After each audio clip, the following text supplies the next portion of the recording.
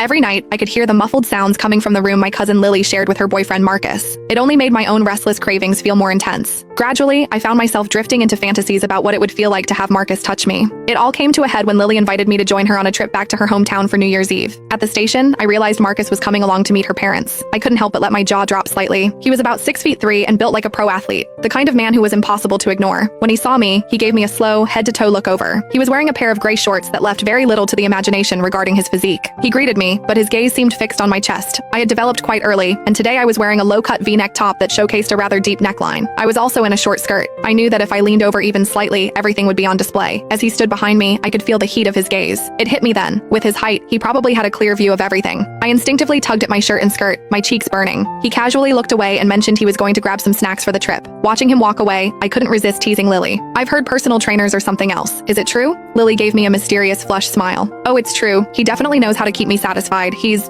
incredibly well endowed." I caught my breath. My God, that must feel incredible. I couldn't help but wonder what it would be like to experience that just once. I glanced back in his direction. As he walked, his physical presence was undeniable, shifting with every step. I'd heard rumors about how much a man like that could grow. I felt a sudden weakness in my legs just thinking about the logistics of it. Lily had told me before that he was high maintenance, needing attention several times a day. Every time I saw her, she had a certain radiant glow. It was clear she was being very well taken care of. As I was lost in thought, Lily leaned over and winked at me. "Want to give him a try?" My breathing hitched. I bit my lip, feeling a wave of guilty excitement. "Lily, stop teasing me!" I looked up and saw a flash of genuine interest in Marcus's eyes as he overheard our exchange. Finally, we boarded the train. Lily had booked a private sleeper cabin for us. It was just the three of us in the compartment, with a curtain drawn across the entrance for privacy. She and Marcus settled onto the bunk opposite mine. Lily leaned against him, scrolling through her phone, while his hands began to wander freely. Watching them, my face felt like it was on fire. I tried to focus on my own phone to hide the awkwardness, but my eyes kept drifting back. Lily was wearing a tight purple dress that hugged every curve perfectly. 10 minutes passed, and I noticed Marcus's hand slipping beneath the fabric several times. When his hand eventually emerged, it was glistening. Lily whispered shyly, "Wait,